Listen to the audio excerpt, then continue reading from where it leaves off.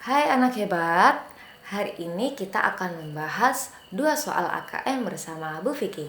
Di sini sudah ada teks sastra, yaitu kita akan menginterpretasi dan mengintegrasi teks. Nah, langsung saja kita simak teks sastranya ya.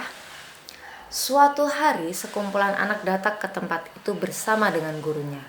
Tangan-tangan kecil itu mengambil tanah di penyimpanan. Hanya segumpal tanah liat itu yang tersisa untuk diambil. Akhirnya dia keluar juga.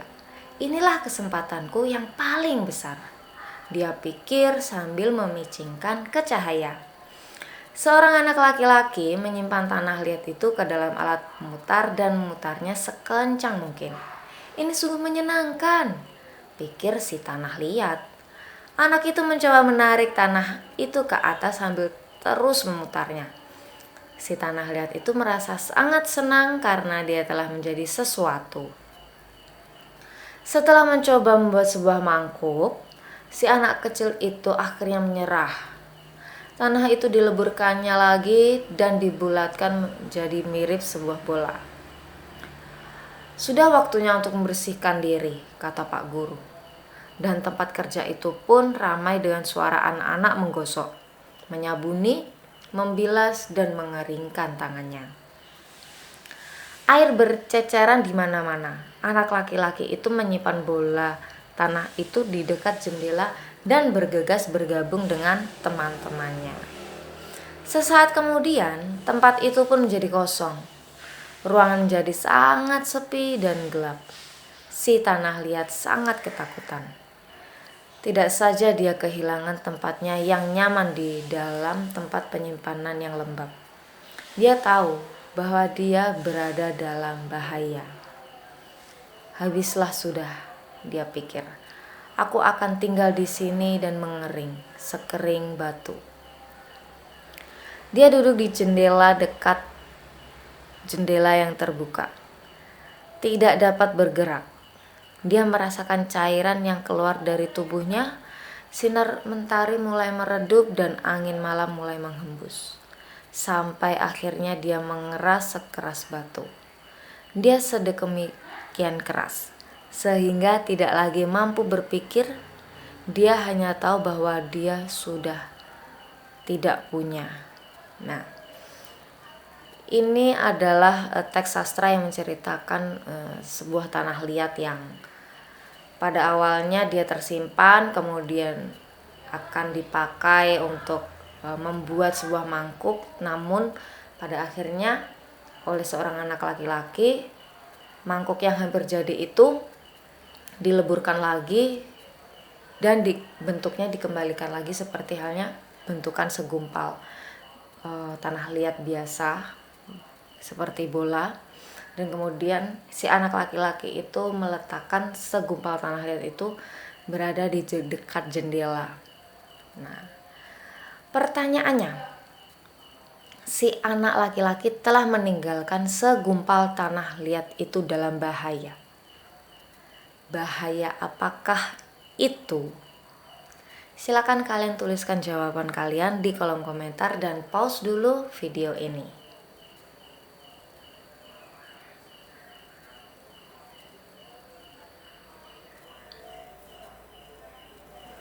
Oke, selanjutnya kita akan membahas jawabannya ya. Dalam teks sastra atau teks bacaan tadi sudah jelas bahaya yang akan diterima oleh si tanah liat itu adalah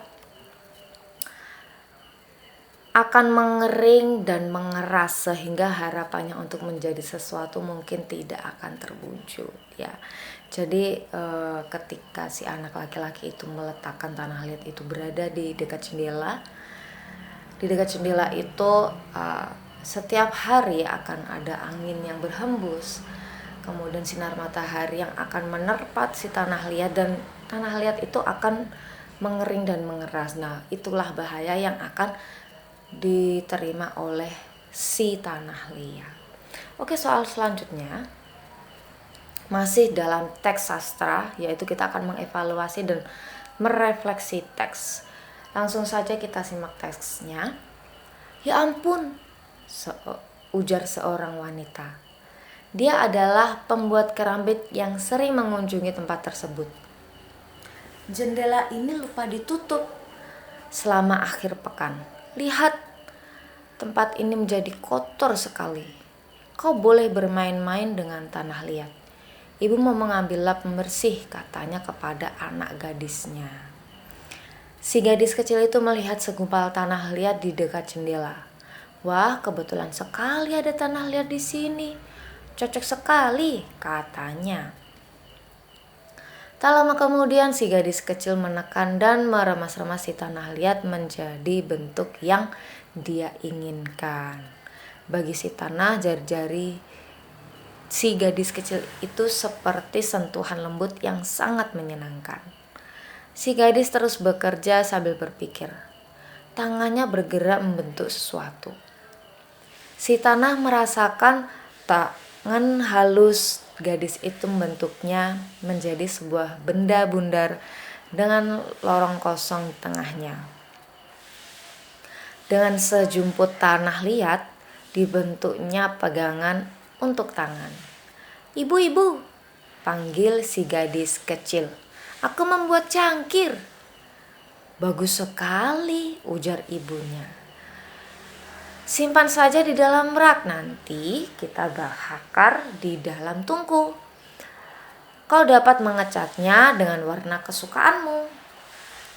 Tak lama kemudian si cangkir kecil itu telah siap dibawa ke rumahnya yang baru. Sekarang dia tinggal di rak dapur, berdekatan dengan cangkir-cangkir lainnya, piring serta peralatan dapur. Mereka tampak berbeda satu dari lainnya. Beberapa cangkir itu ada yang sangat indah. Pertanyaannya, si gadis kecil adalah orang yang sangat penting dalam cerita ini. Jelaskan mengapa dia penting di dalam semua kejadian cerita itu. Tulis jawaban kalian di kolom komentar. Kalian bisa pause dulu video ini.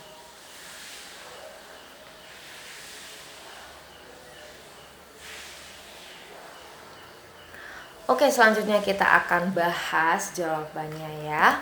Nah, jadi peran si gadis kecil itu sangat penting karena tanah liat yang sudah lama tidak tersentuh oleh siapapun ya.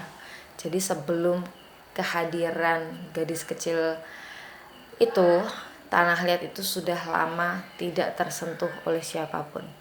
Nah, padahal tanah liat tersebut ingin agar dirinya menjadi sesuatu yang berguna. Maksudnya menjadi sesuatu yang bermanfaat bagi orang lain.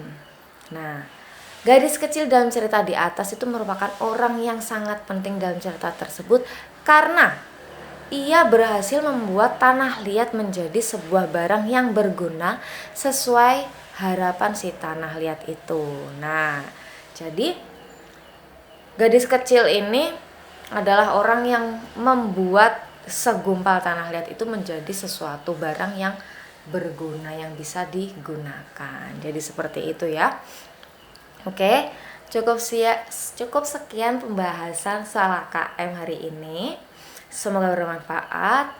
See you on the next time. Bye-bye.